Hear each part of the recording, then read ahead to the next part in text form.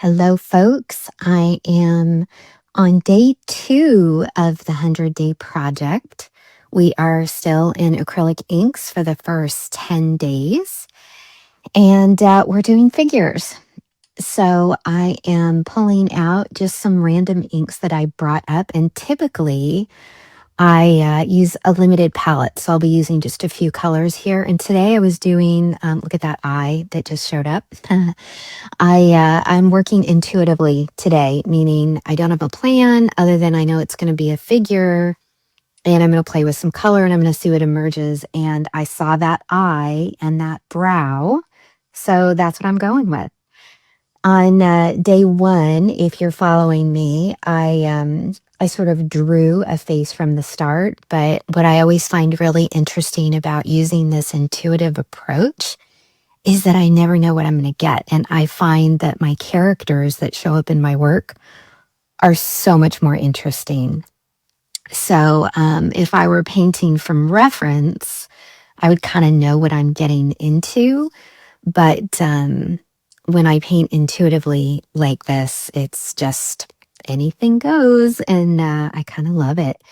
So today I thought I'd pull out one of these glass pens, and the idea is that they're dip pens, so you dip them in ink and then you can make marks with them. What's going to be really interesting is I'm working on a watercolor block, which I like to work on because as you'll see, I use a lot of water when I paint, and I don't want to have to deal with stretching it and taping it down and all the things. So I really like to work on these watercolor blocks, and I was scratching pretty hard into the paper. That creates some really interesting marks in and of itself when you scratch into wet watercolor paper. But it's going to be interesting to see when I pull this off the block if that scratch went through. I don't think it did. This is 140-pound paper. New York Central is the brand. Really, really love this paper. Super affordable, great quality, 100% cotton. Really, really enjoy this paper. And it's got a good feel and weight to it. It's also got a really nice texture. It's not rough. It's cold press, but it's still got a really nice texture to it. So I enjoy that paper a lot. So here, kind of what's going through my head. I've got the structure of the face. I know where it's going. I really want the focal point to be her eye. That mouth is bugging me. Like, it's not really in a great place. So you'll see me futz with her mouth for quite a while. But I'm just kind of playing at this point and having fun.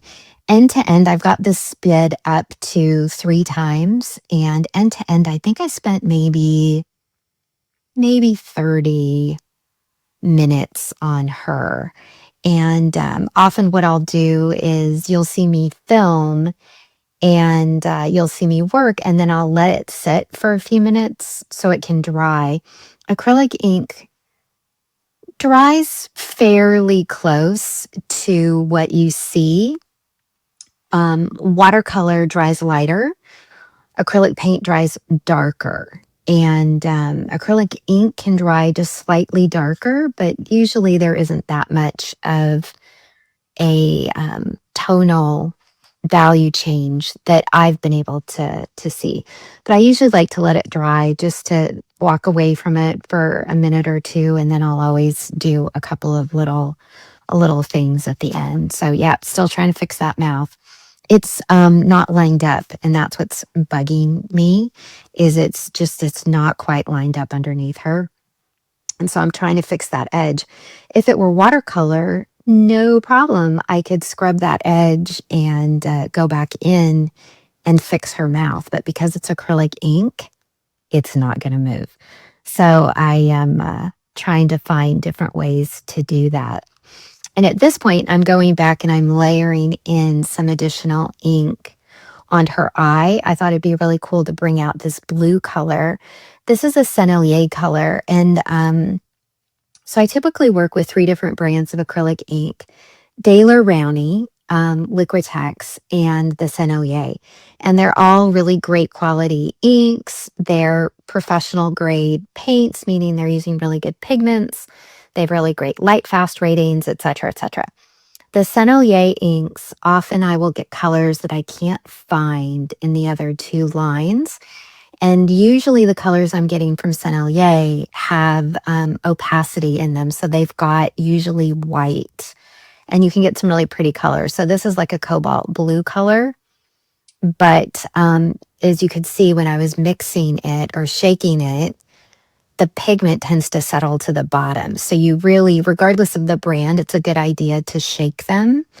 Make sure your lids are tightened down first. Pro tip, I've learned the hard way. But I want to make sure that I'm shaking them up really, really well to get that pigment dispersed. So that's what you'll see there. And you'll see me go in over her eye a couple of times just to build on the color and get the color really vibrant. I wanted it to stand out. It's a little hard to see because I'm a bit far away. The video is a bit far away, so you can't really see how bright that blue is. I will do a little close up here at the end, and then you'll be able to see a little bit more of that color pop out.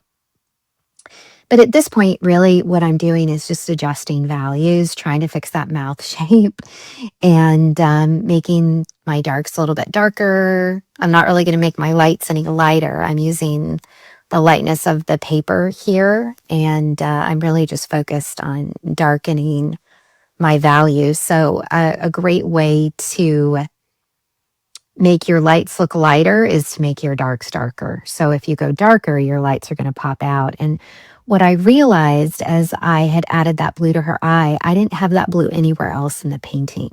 So what I'm doing now is just adding some light washes of that color into her hair and a couple of places in the shadows just to unify. And it's really interesting because you can kind of see that happen as I start to add that blue. All of a sudden, it's not like the blue is jumping out in the background, but what you'll notice is, it just sort of looks like it's more, it comes together a little bit more.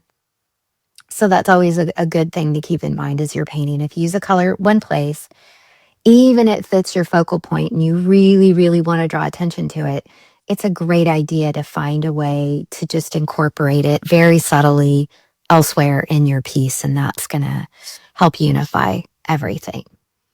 Here I am on her mouth again, and I'm extending out that line a little bit in the center of the mouth, adding a little bit of shadow, trying to get that shape moved over the best I can, and just working with it. She's not perfect. This is sort of an abstracted portrait, which I really love to do.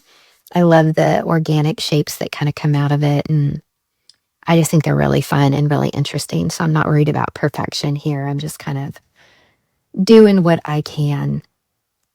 And I think we're getting really close to being done at this point.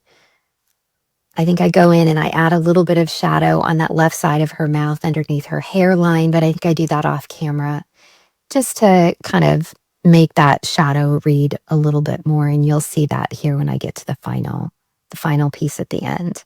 So I'm staring at it again, going back, making the darks darker, adding a little more depth. I'm going to add some depth with some purple into the corner of her eye as well, just to get that lightness to pop out. So you can see I added a little bit of shadow there, a little bit more shadow, but that blue is a lot brighter when you get up close. So there she is, day 2.